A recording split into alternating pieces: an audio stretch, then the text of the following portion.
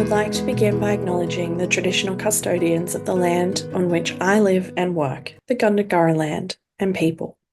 I pay my respects to their elders, past, present, and emerging, and extend that respect to all Aboriginal and Torres Strait Islander people. I also want to acknowledge the traditional custodians of the lands on which you, our listeners, are joining us from today. I recognise the deep connection that First Nations people have to this land, their enduring culture, and their commitment to the preservation and care for their country. This land was never ceded, and it always was and always will be Aboriginal land. Hey there, and welcome to Beyond the Surface, the podcast where we explore the stories of people who have survived religious trauma, left high control or cult communities, and are deconstructing their faith. You're in the right place. This is Beyond the Surface. Okay, welcome Jane and Elise. Thanks for joining me. Oh, no problem. I am excited about this conversation and excited for all of the wrong reasons, I think. And I know that Elise had already watched this and has suffered through watching it again.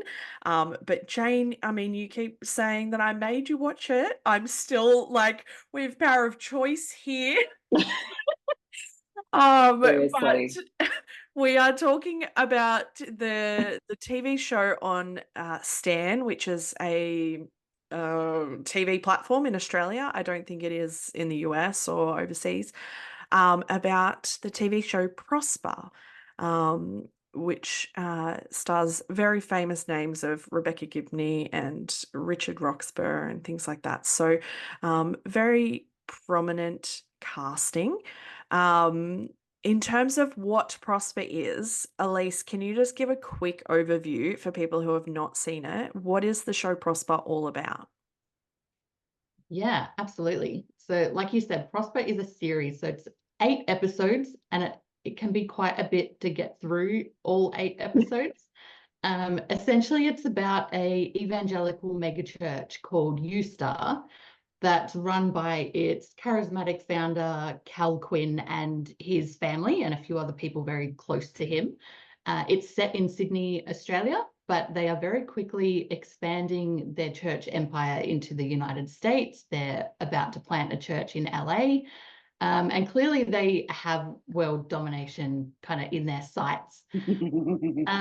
But behind all of the kind of lights, camera, action, glamour, whatever it might look like on the outside, there's very clearly a dark underbelly to this mega church.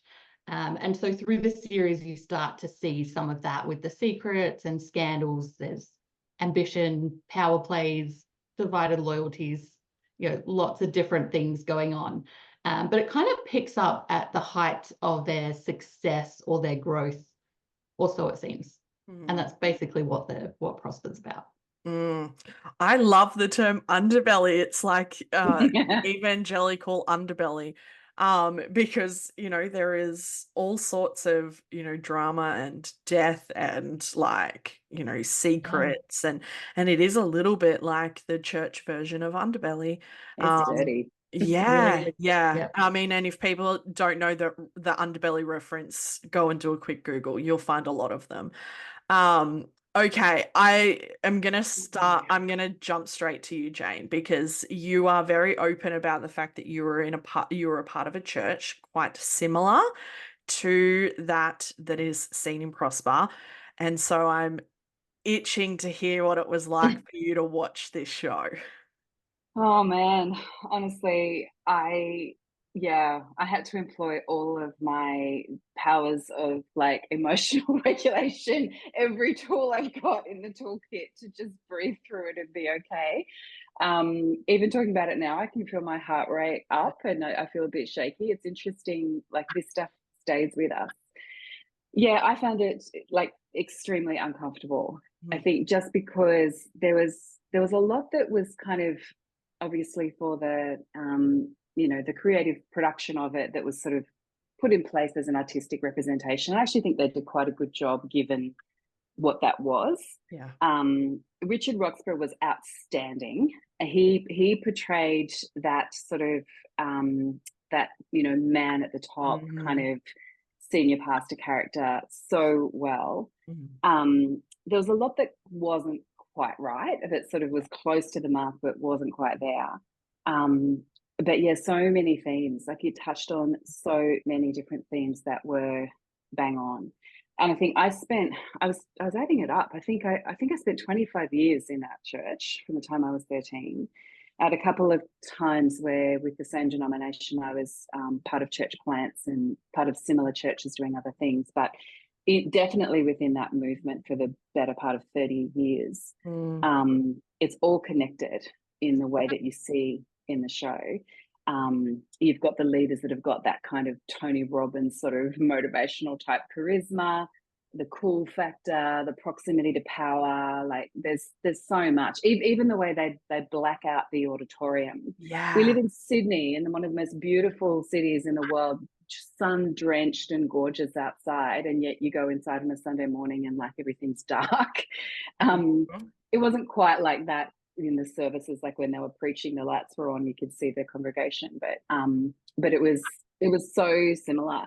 I think the part that I found was hard for me is that I knew so many of the senior leaders and their families right from, like I was there when the church had 100 people in it, in a school hall, and the senior pastors were, packing up the chairs, and it was very much like a family, small community church that had definitely had a big vision, but it grew. It didn't start there from what you see at U-Star, which I think is the most ridiculous name, but I kind of forget. But yes, I think I found that part quite uncomfortable. Just sort of, yes, I see all of what it's become, and there's so much grief in that for me and so many others. But I also knew where it started from, a genuine place. They people who really genuinely love God and are committed to community, are committed to church planting, church growth, love of people, and then just over time it just becomes something else. So yeah. And I think it goes back to, Elise saying that we sort of tap in and see it at its height of, and it's at its height of grandiosity and self-entitlement and narcissism. And we forget that, that these are started out as real people, with a passion and a heart, and I think it's really easy to forget that when we see the grandiosity and the narcissism, which is, essentially where Prosper kicks off. We don't see, there is a moment where they're talking about that, a couple of them, I think. Cal and his offsider, who basically hides everything for him, sort of alluded and had a conversation about that, of where they began. But it would be interesting to see if they continue, whether there is a humanizing aspect that could be brought in. I'm going to skip a few questions, and we'll come back to some of the individual characters in a moment. But there was a lot of conversation publicly about this show and whether it was accurate, whether it was, particularly from other Christians, I would see, well, I'm not going to watch that because it's just painting an ugly picture of Christianity, and that's not really what it's like. And so I'm curious to hear your thoughts on what it is like to watch dramatized shows of what is actually happening, because we know that the stuff that we're seeing is actually happening in churches around the globe, and then it's not just drama. No, it's not just drama. I think again, the creative sort of expression of it sort of highlights a few different things. And you have, the hidden pregnancy, you have the sort of saving face of the church at all costs, literally at all costs. Like, it doesn't matter. The reputation of the church is upheld at all costs. I think, the conversion practices, that's definitely real and devastating, as you know, in your community. And and even stuff like the cool factor, you know, like that's definitely there, like wanting to be where the kind of cool people are.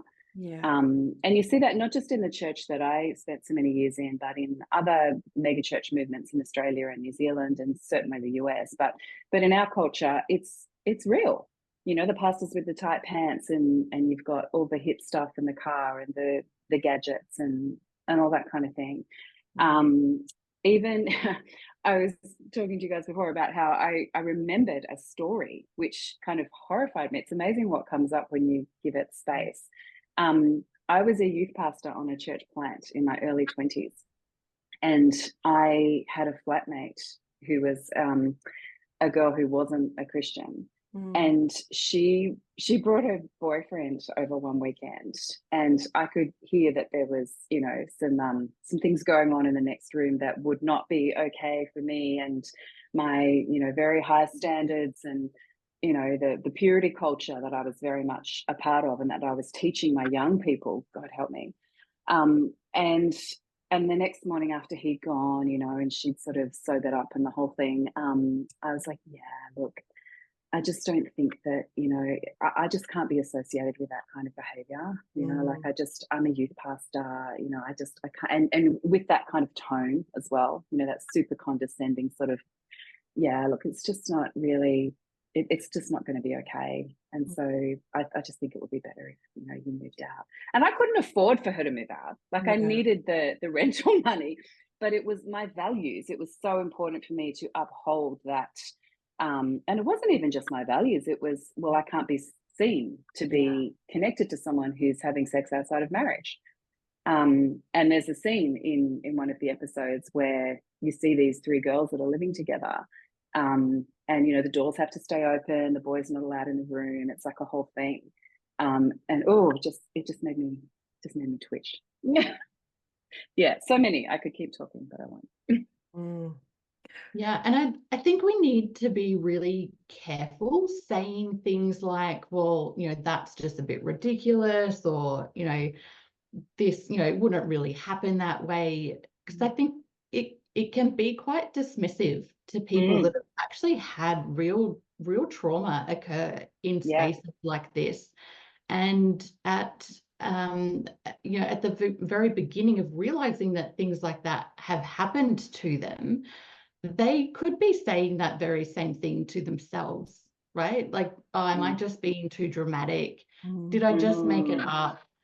And so if we're also saying similar things like that, well, you know, are you sure you're not exaggerating this?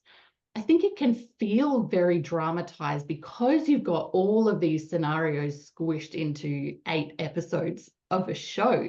So it might feel very dramatized, but in my personal and professional experience, all of these events are very real, and the depth of trauma that is experienced in that is very real. So I think I would just gently suggest to people that if that is your automatic reaction, that's fine, but perhaps there's just some more space that can be created to listen to stories and people's experiences that are willing to share them, because it might feel dramatized, but all of the stories are very real. Yeah. Yeah. And I think if that is someone's default response is to sort of suggest that it's dramatized or ridiculous or over the top, I would also suggest to just get curious as to why that is, because if you are someone who has a faith upbringing or is perhaps currently identifies with a faith, there we have unconscious bias and things like that, and so I think it's easier for us to think that that's dramatized and made up. And I mean, had I watched this show like 5 years ago, even I probably would have said that that was over the top and dramatized and it's not that bad. And so we can only know what we know. But it doesn't mean that we can't get curious about it and look at what are the themes, at least, you know, to separate ourselves from the dramatization that's happening. Yeah, absolutely. One Okay. thing I was just going to say, one thing that I think wasn't there that was interesting was that there are literally thousands of Bible college students and unpaid volunteers Yes. that run around like little busy bees. Like I feel like the family was kind of this kind of group that just, you know, did everything and went everywhere together. And I think a lot of that's probably true in different circles. But there's always a person. And I thought Taz's character was interesting because she always had the coffee. She always knew what was coming next. She was there. She was ready. But there are drivers. There are people setting stuff up. There are people hovering at all times. There's makeup people. There's cleaners. There's people organizing food. And I guess, you know, maybe budgets don't extend to larger kind of crowds or extras or whatever. But that's one thing that does seem to follow megachurch people, and even you see it in much smaller churches as well, because they're trying to emulate the same kind of formula. All of the senior people have minders, fixers, people that will just get stuff done, usually unpaid, usually quite exploitative. And so I kind of noticed that. I'm thinking, there's no way he'd be doing that. There's no way she'd be doing that. Someone else would be doing that for them. But yeah, I thought that was interesting. That was quite visually interesting for me. Gap.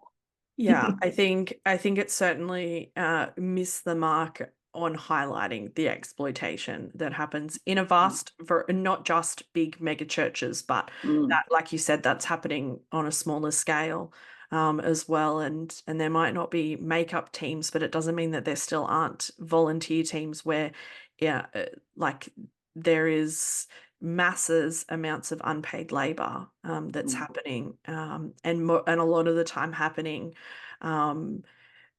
because people feel guilted into it, and they're also supposed to be happy about it because they're doing it for the Lord. So they're not even allowed to feel exhausted by it. I get to do this. Yeah, absolutely. Yeah. Elise, your face. Oh goodness, I've seen that in posters in hallways for a long time. Yeah, and I think this conversation is going to be really interesting because both you, Jane, and Elise have similar church backgrounds in terms of both quite large churches, evangelical churches, or Pentecostal in our area, and I come from the polar opposite of that. So I'm seeing these themes pop up, and they are still relevant to the small church that only has 100, 120 people in it at most, to the churches that have tens of thousands of people. And so for those who go, oh well, I'm just from a small Baptist or like a little Anglican church or whatever it is, to not assume that just because we're not a large Pentecostal church that harm isn't happening, and that these sorts of things can still be happening in those environments. Now I'm going to skip over Cal for a minute because he's like obviously the pastor and the main guy. But I remember you mentioning something about Abby. And so Abby was Cal's wife. She's the pastor's wife. And I remember you mentioning, Jane, in one of the comments that you said, and I could not agree more with you, which is that she's not warm enough. Right? So the pastor's wife often plays a very particular role in the church. And as much as I adore Rebecca Gibney as an actress, she's incredible, she's not warm enough, right? Yeah. No, I feel like all of the sort of senior pastors' wives, or any pastors' wives, I was really also disappointed that the term "smoking hot" didn't come up at any point. I was waiting for a smoking hot wife. Maybe one of the younger ones might have brought that up at some point, but sadly no. Missed opportunity. But yeah, I think the pastors' wives are beautiful. Like, they are warm, they are genuine, they're interested, they're authentic, they are friendly, they're to me it was just a very kind of she was quite cold, I thought, in compared to my experience of those women. It also made me think about Kate Bowler, is a Pentecostal historian, and she's Canadian. She's so good. And she's got a book called The Preacher's Wife, and she actually did a massive deep dive into pastors' wives in Pentecostal spaces and how they basically are running everything. And they, as we saw with Abby, she's protecting the man of God at every turn. She's doing all the sort of, holding of everything together. But doesn't also mean that she can't be quite manipulative in that and justify things that are, unjustifiable. But Kate Bowler's book is really interesting because it also shows how in the different models of church that we have, like complementarianism, she's there to come alongside and help, like that help meet sort of gross language. Whereas often she's very powerful in her own right. Yet that, yes, we're here as a couple doing this thing together, but you don't often see the woman able to sort of be a leader and be powerful in her own right. And so it just made me think of that research as well, which is interesting. But with Abby, I just thought, no, she's too cold and calculated. Yeah. Even the haircut, like everything about her, like she looked like a businesswoman. Yeah, that's my first thought was, she looks like a boss. And she's not the boss. She might be acting like the boss in terms of, like you said, sort of making sure that everything is being held together. But I'm curious, Elise, because there's a large conversation around, is Abby just as bad as Cal? Is she a victim? Who is she in this conversation? Yeah, gosh, I've sat with this one for such a long time, going, I don't know. I'm not sure. And I think that comes from the fact that we don't see where she came from. Yeah. We don't see what's happened. We don't see how she's got to this position. But you also can't deny that the things that she's not just doing, but pardoning or covering over, like you said, for Cal, who everyone is just scrambling to make sure that he's happy all the time. And so we also see that she's made decisions, like with her 15-year-old daughter who gets pregnant, who she then sends away. But not only that, we hear the words that she's said to her daughter when she sends her away. And potentially that's also covering for Cal as well. But yeah, there's so much that you can't excuse, even if we know where she's come from and what's happened and how she's got to this position. So yeah, I'm just sitting not in the middle, but going, there's so much you can't excuse, but I wish we had more of the backstory. Yeah, it's a really nuanced conversation, I think. And I don't think that there is a clear answer. And I've seen a lot of people asking the question online is, was Abby like a perpetrator or a victim in this scenario? And I think she is both. I think that is an important conversation, that actually you can be both in that scenario, because like you said, regardless of her history or the context or the background, there are harmful things that she is doing, and enabling, and that can't be excused either.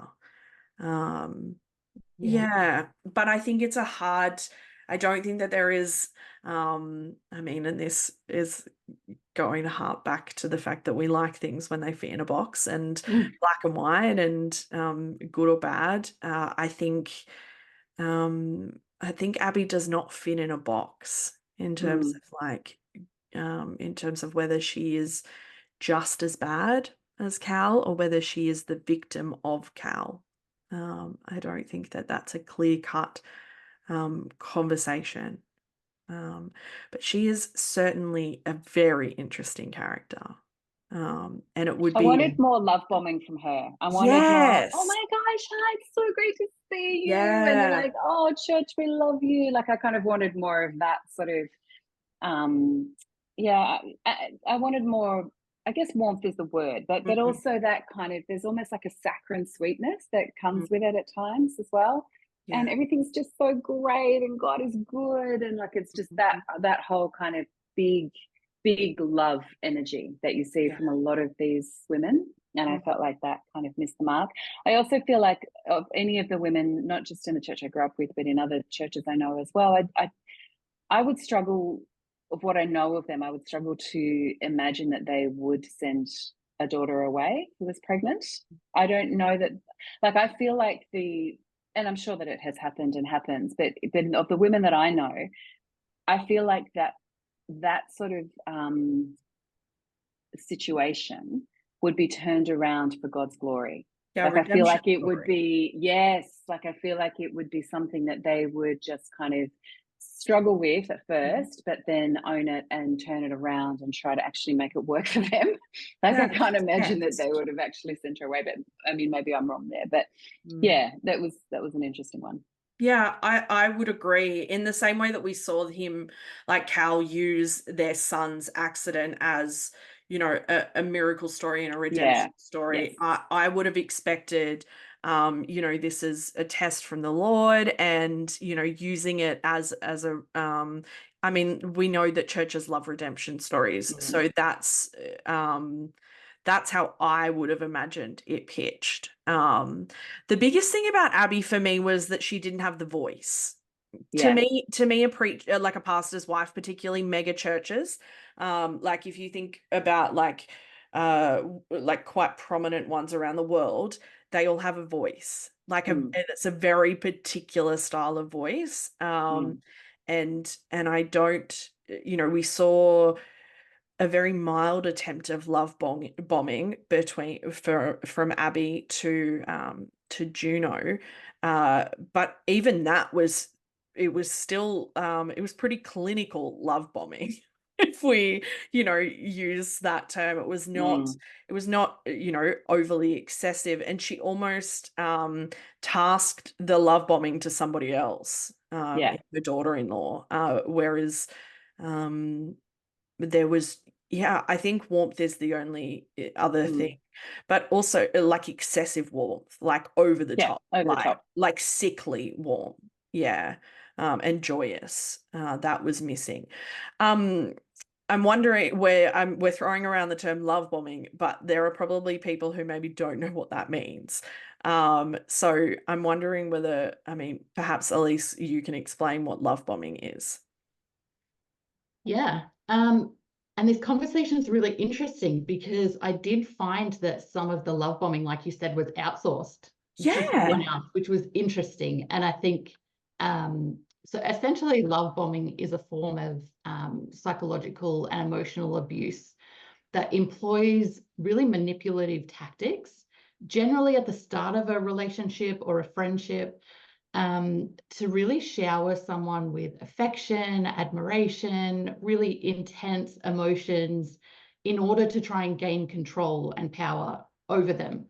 So they can do that through excessive flattery, lots of gift giving, lots of attention. So over communicating, that could be through text messages, phone calls, dropping in at someone's house, which we see. Really over the top gestures, but it can also be not taking no for an answer, or getting upset when boundaries are tried to put in place, and then essentially deciding who you can and can't talk to, who is going to be good for you to have communication with and who's not. And it will generally just be them. And so again, it's used to try and gain trust really quickly, but also really deeply, to get people to deeply trust in either a person, or I've seen this done through organizations like a church. Ultimately creating this environment where victims feel like they're trapped and they feel very indebted to the person or the organization. So even if they begin to feel uncomfortable or unsafe, it's really hard to find a way out. And that's essentially what love bombing is, but the way that can be done can be all different ways. Yeah. And I'm not actually entirely sure that the show does love bombing all that well, and doesn't necessarily show the tactics and what it actually looks like in a very real way, because the only person we really see that happening with is Juno, and that very quick, starting out as very skeptical, very questioning, very almost critical of the church, and then gets sort of like brought into the fold a little bit, and it was a very quick transformation, I feel like, a little too quick for my Yeah. liking. I'm not sure that it happens that quickly in reality. I think it probably can, but not to the point where, she's finding out some really horrific things about the connection between Cal and her mother's death, and is still kicking around, and still like, and we do know that we make excuses for the harm that happens. But there is a really, really quick turnaround in Juno's character. I think that is not as realistic as what it could have been. I think it's not usually that quick, but Mm, I have definitely had firsthand experience of seeing it happen that mm, quickly.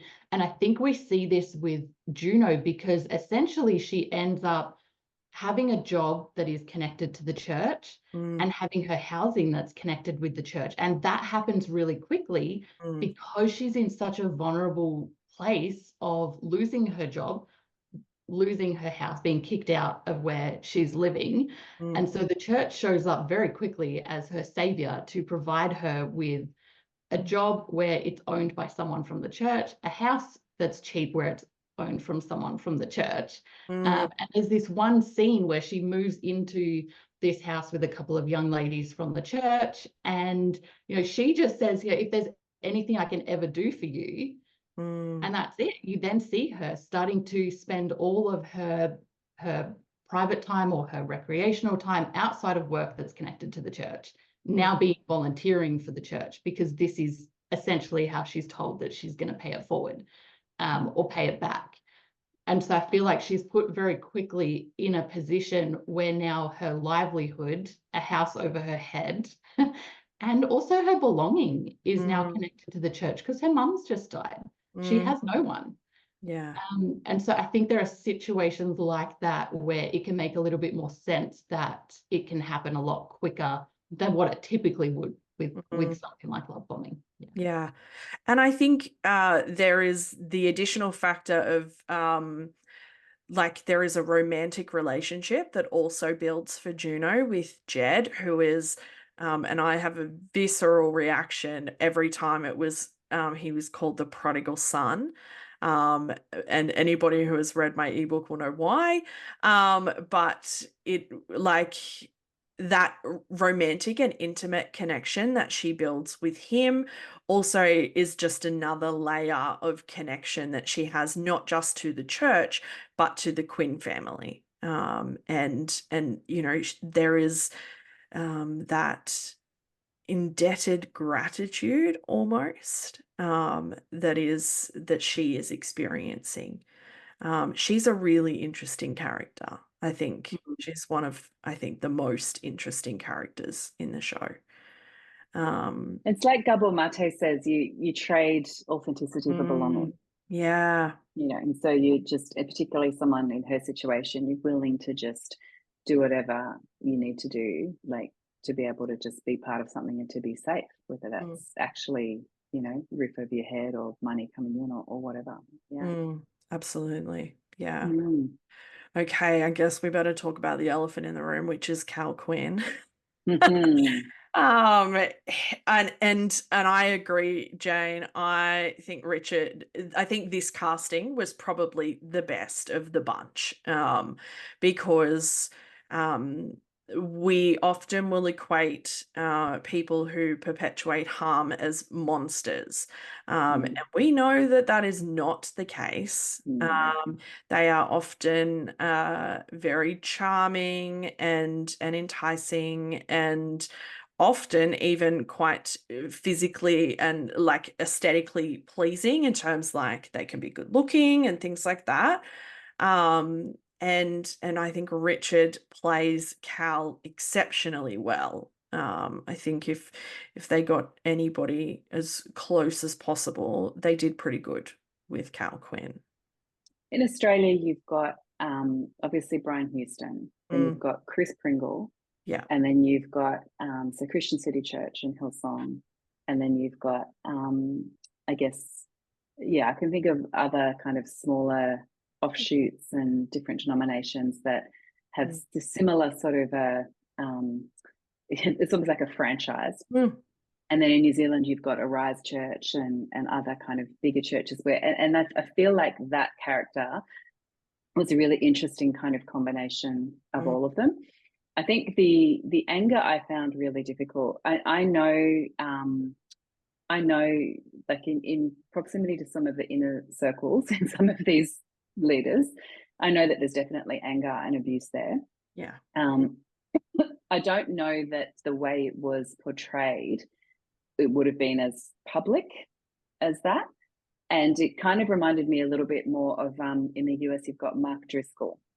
So he is just out of control. Oh, you yeah. know, like he is just everything toxic masculinity. And I think that the way that he comes across, it sort of reminded me a little bit of the way, you know, that of what we know about him and his abuse. But yeah, but I found Cal Quinn a really interesting kind of combination of a whole lot of all of them. And I think also the genuineness, like you see all of the characters, there's a genuine faith there. There's a lot of sort of delusion as well, but you know, like there's a genuine faith. They're going to God for their source, you know, like they're kind of thinking that everything they're doing is for God, for the cause. And they're driven in that way as well, and defined by success. And then when you get to the point of having the kind of power that Cal Quinn has, not just financial, but reputational, and his, you know, his good standing with parliamentary, you know, ministers and other influential people, musicians, sports people, whatever. Once they have that, it's a lot to lose. So to even kind of retreat from some of their positioning a little bit is very threatening. Like they'll lose a lot of that stuff really quickly. So yeah, I found that quite interesting. I think he did an amazing job, and I think the way that character was framed was pretty bang on. I wonder, often I had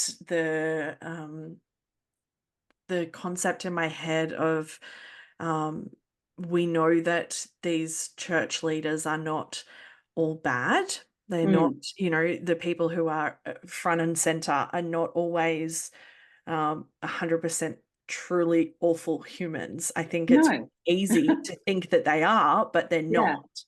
And so I often found myself sort of ruminating on the thought of, at what point does care and concern and compassion and empathy and a heart for God, so to speak, become power, control, manipulation? And I mean, we are yet to even talk about the fact that the show is called Prosper, and it's called Prosper for a reason.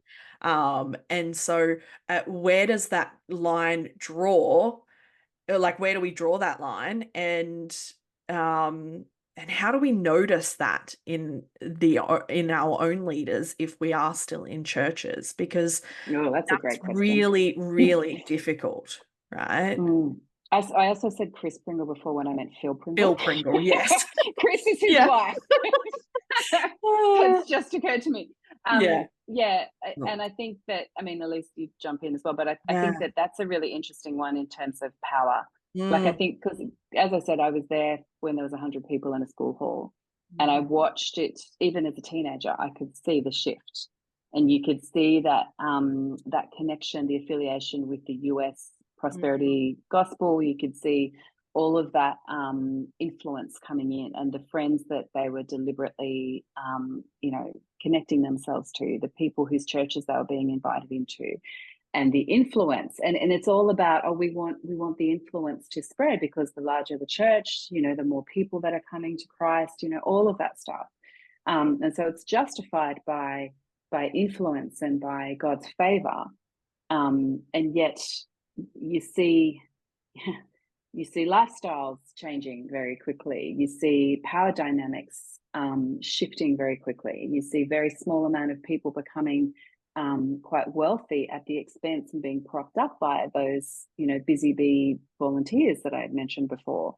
And you see this false economy, where there's a lot of wealth, but being held up by sort of unrealistic, exploitative, in a lot of cases, standards. And then there's a lot of fallout and a lot of pain from that. And so I think wherever there are, different standards for the person on the platform, to the person at the door ushering and greeting people as they walk in, where there's that power differential, when you start to see that, I think that there's questions that need to be asked. When there is caginess about financial transparency, when there's things that are happening to people that are being covered up that are just not okay. I was thinking about that church plant that I mentioned, where I was the youth pastor and the worship leader, bless. And I remember there was some pretty awful shit that happened there during that time, towards the end of my time there. And I was only 25, and I was newly married. I had a new baby, and we made the decision to leave and go back to Sydney and go back to, I call it the mothership, but to the original church that I'd grown up in, that this church plant was an offshoot of. And they welcomed me back. The leadership wanted to know my story, because the stuff that had happened was the church still in that denomination. So they wanted to know. There was an investigation that was done. There was lots of questions that were asked. But at the end of the day, they kept saying to me, literally with fingers to their mouths, shh, like, don't talk about it. So I had no way to process it. I wasn't allowed to speak about it. I had to protect the reputation of the church. And then literally the lead pastor that was part of the state executive at the time, I remember about 6 months after it all happened and we were back in Sydney, I remember thinking, this is before sort of the internet and social media and everything. And so I had no way of finding out what had happened, what the result of the investigation was. And I called him, and he basically told me I was out of line to even ask. And then at the end of it, he said, well, look, people spoke out of turn and we've chosen to stand by our man. And I just went, right. I felt like someone had punched me in the guts.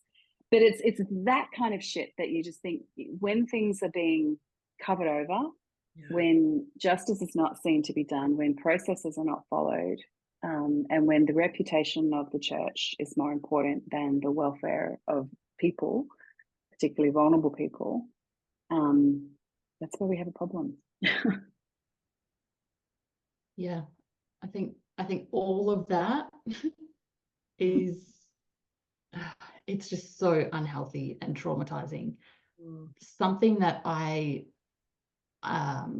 would suggest that leaders can reflect on this, people that are choosing to stay can reflect on it, those who are leaving can reflect on it. But something that keeps coming back to for me is, you were asking, where is that line? Like, where do you figure out that they've crossed that line? And for me, one of those ways is, as soon as leadership and potentially the congregation as a whole are okay with hurt people leaving through the back door, as long as you have more people coming in the front door, then we're then that's okay. We won't worry about all the ones leaving. And there was a quote from Dion, so the oldest son in this series, that I literally just had to pause it and sit with it for a bit. I thought, this is so much of where all of the issues stem from. And he simply said, what's good for the church is good for us all. But the church was, for them, something that has to grow. It has to look good. It has to be pulling in the money. It can't have anything negative said about it. So essentially, whenever the organization becomes more important than the people, they've crossed the line. When they're willing to let people be harmed so that the organization doesn't need to be harmed, they've lost it. Yeah, I think it's when places that should be rooted in humanity lose the humanity. Yeah, And absolutely. and I will often say, I mean, and this is more of a reflection thing, but I will often say if there is a part of you that is considering whether somebody is crossing the line, that's enough to look at it. Yeah. Right? That's enough. There doesn't need to be masses of thoughts afterwards. But if there is a part of you that is concerned or considering that maybe somebody has crossed a line, then that's enough to reflect and to look. Yeah. Dion was a really interesting character. Poor Dion. Oh my goodness. It was so Dion is the only character that for me there is a scene in one of the episodes where I am and sitting on the couch most of the time trying to like analyze this, thinking like this is gonna make really, really great freaking content.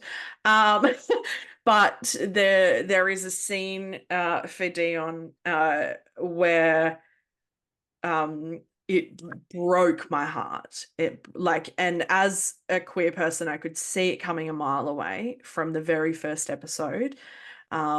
Just the level of suppression and masking that was happening for him. But the scene that I'm talking about is where he kisses another male, and he is essentially so overwhelmed and almost traumatized by what happened that he comes running out of that space, just gasping for air and sobbing. And I'm sitting on the couch sobbing because my heart is breaking for this person because again, just because you might be perpetuating harm doesn't mean that you weren't also the victim of harm. And to then find out that he was sent away for conversion practices and that he had his dad actively tell him to suppress that part of who he is, broke my heart. I could not at that point feel anything other than just empathy and compassion for Dion. It just, yeah, it was devastating. Yeah, yeah, it was. And I think people who, there was an undercurrent of people who recently there was the conversion practices ban in New South Wales, and there was a lot of people saying like, why can't they focus on more important things like the budget and all of these other things in politics, and I would tell those people to just sit where Dion is sitting. Yeah, because conversion practices are killing people, and it is. I can't even bring myself to use the term conversion therapy because it's not therapy, it's abuse. And it was probably my only moment watching those 8 episodes where the only thing I was feeling at that moment was just heartbreak for him and for the the experiences and the childhood that he had endured to get to that point. Yeah, that was rough. Now I'm gonna I'm gonna go from something really heavy to something really humorous, because I don't think we can do this episode without talking about the ridiculousness of how that episode that series finished, of Cal literally pulling up in the middle of nowhere, putting all of like leaving all of his belongings in his car and walking into the wilderness as if we are supposed to be watching this screen thinking that Cal is Jesus somehow, going into the wilderness to deal with the temptation and the struggle and things like that. And I we have to talk about the just ludicrousy of that imagery. I think it's the 40-day comeback. That's right. Yeah. I expect him to be there for 40 days and 40 nights. Yes, please. Oh, just the grandiosity and the sense of self-importance, the way that the drama, the way that the world revolves around them.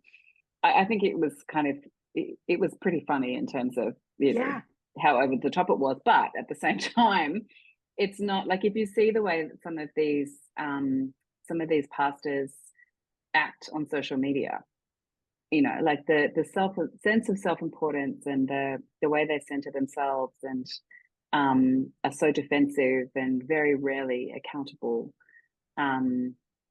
Yeah, like I even found his whole thing that preceded that dramatic yes, ending, like the standing up at the table and like the Last confessing Supper. all of his sins and telling everyone, and like you just think, it also reminded me of where he was doing those reflection sessions that were recorded. Oh my gosh. But like, not only is that just so unethical on so many levels, but the fact that pastors counsel people without any training in counseling, like you just, oh my gosh. Anyway, so trauma informed is just not a thing. But the way that he stood up and just exposed everybody's secrets at the dinner table, not just the things he was responsible for, you just think, man, these guys, that's usually guys, you know, the way they carry themselves in the world is, I thought it was perfect, the way that it ended, because it just represents that grandiosity. We can think it looks ridiculous that, you know, he's just walking off now on his own, you know. And the whole season he was just talking about, yes, he mentioned the word sin, but it was always in reference to, I was just weak, I had a weak moment, gave into temptation. There was never any acknowledgement that what he did was abusive or harmful. It was still, like he said, it was all about him all the time. So the ending of him just walking off on his own, I feel like it sets up a very interesting season 2. Yeah, I don't know if certainly does. I don't know if I can go for the season 2. I mean, and there are a lot of things that we have not even touched on in terms of, you know, there are multiple children, there are multiple issues. I reckon we could have a whole episode on Jed, but there is a lot there. And I think the walking into the wilderness and the gross conversation around the table, it all stemmed from in the very first episode. And I went to double check because I made a note of it. He literally says, I must be worth it. And so it sets that tone that Cal is not just the pastor of this church, that Cal must be the essence of God in this church, and I must be worth it. And it sets up that tone of, regardless of what Cal does or doesn't do, that there is no responsibility. There is that overarching sense of entitlement and grandiosity, and that not just I am a vessel for God, but I am the essence of God. And that's a really, really dangerous place for a human to be in, to think that they are that for masses amounts of people, and essentially will do anything, literally anything, to ensure that people never change their mind about that. He says at one point, I am this church. Yes, he does. Where I think Abby challenges him on something and he's like, I am this church. Yeah. And they all recognize that. And I think that that's one thing that I think in Australia we sort of refer to them as sort of mainline churches, but, you know, Uniting Church, Anglican, Baptist, whatever, they have convention and governance around how things work. Like, you only have leadership in place for a certain amount of years. There's voting, there's kind of boards, there's eldership, there's council, there's people that sort of have oversight of, you know, many people that have oversight over decisions that are made, the direction of the church. Whereas you see in these mega churches, it's all about the guy at the top and his smoking hot wife. So it's that in itself is so dangerous and so unaccountable.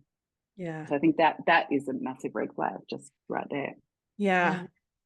And I think there's just I'm just literally like going through the series in my head and I'm thinking, oh my gosh, there's so many other things that we could talk about. And I mean, maybe we do a part 2 because the conversation of the way that they approached mental health and Yeah. addiction, and Oof.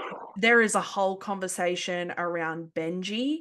And I mean, oh, he makes my blood boil, that type of person. And that character, and the way that they utilized celebrity status and things like that to, create notoriety and that sort of thing. And so I think that there's just so many different themes that come up. But I think for people who are watching it to look past the fact that it's an 8-part series on Stan and to go, this is happening on some level in the churches in our community, and there are people who are being actively harmed by what's happening and the way that it's playing out. Because, yeah, and I think to sort of just circle back to where we started, which was that, yes, it might be dramatized, but it doesn't mean that there's not reality in that drama. Yep. So, yeah, maybe, I mean, if we can convince Jane to watch season 2 when it comes out, maybe we'll do a season 2 of Prosper.